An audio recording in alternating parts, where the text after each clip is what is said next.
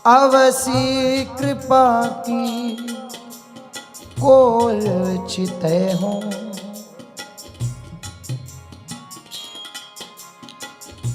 इतना तो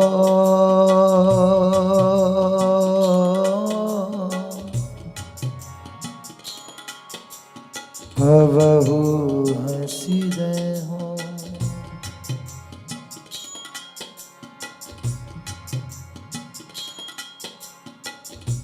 तुम मोही मिलो मिलो ना कृपा निधि। मोको ढूंढत तो भटके हो।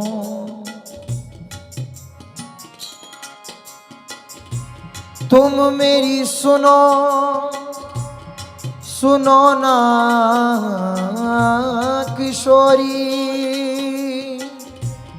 हाँ मोको तो नित दीन रटे हो।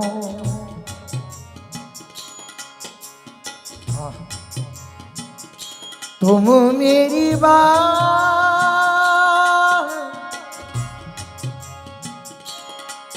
मेरी बात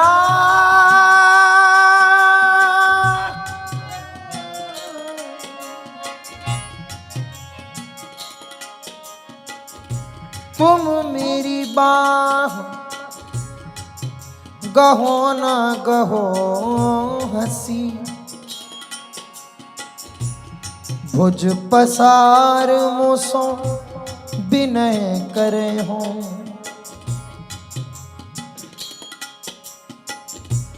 तुम मेरे दृग पहुँचो मत पहुँचो। पैमो सो नित दृग नीर ढरे हो। हाँ नीच कहा मुख मांगो। इतनी तो तौ आस पूजे हो। भोरी नेम बढ़े तुम ही सो।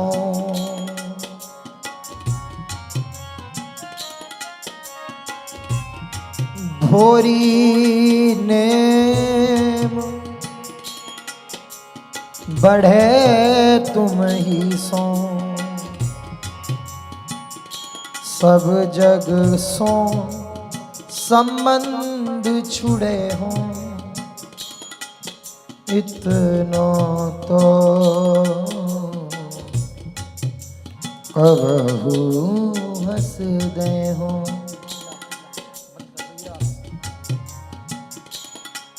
राधा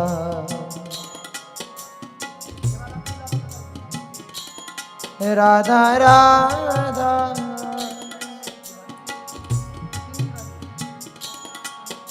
राधा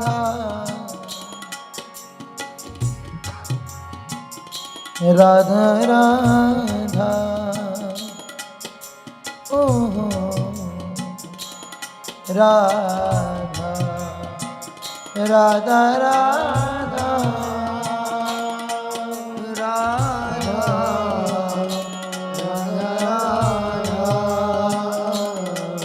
राधा राधा राधा श्री राधा राधा राधा राधा श्री राधा राधा राधा राधा श्री राधा राधा राधा राधा श्री राधा राधा राधा राधा श्री राधा।